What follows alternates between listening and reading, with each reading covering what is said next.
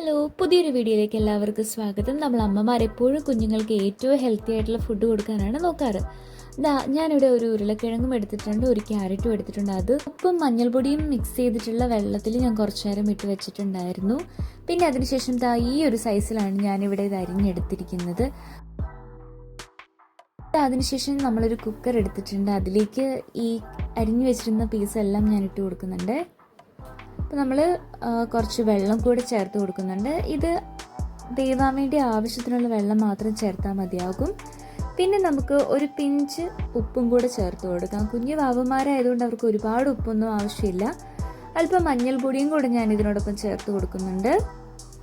പിന്നെ ഫ്ലേവറിന് വേണ്ടിയിട്ട് നമുക്ക് വേണമെങ്കിൽ കുരുമുളക് പൊടി ചെറുതായിട്ട് ഒരു നുള്ളിട്ട് കൊടുക്കാം. അല്ലെന്നുണ്ടെങ്കിൽ നമുക്ക് പെരിഞ്ചീരകത്തിൻ്റെ പൊടിയോ അല്പം ഗരം മസാല പൗഡറോ വീട്ടിൽ പൊടിച്ചത് ഇട്ട് കൊടുക്കാം. അങ്ങനെ നമ്മൾ അത് ചേർത്തതിന് ശേഷം ഒരു 4 വിസിൽ അടുപ്പിച്ചെടുക്കുമ്പോഴത്തേക്ക് കുഞ്ഞുങ്ങൾക്ക് സെർവ് ചെയ്യാൻ പറ്റുന്ന പാകത്തിന് നമ്മുടെ ഫുഡ് റെഡി ആയിട്ടുണ്ട്.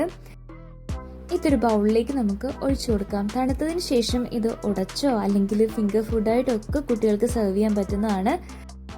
ജോലിക്ക് പോകുന്ന അമ്മമാർക്കൊക്കെ ഇത് ഭയങ്കരമായിട്ടും ഹെൽപ്പ് ചെയ്യും. ഭയങ്കര ഈസി ആയിട്ടുള്ള ഒരു റെസിപ്പിയാണ്. കുഞ്ഞുങ്ങൾക്ക് വേണ്ടി ഇതെല്ലാവരും ട്രൈ ചെയ്യുക. Bye bye.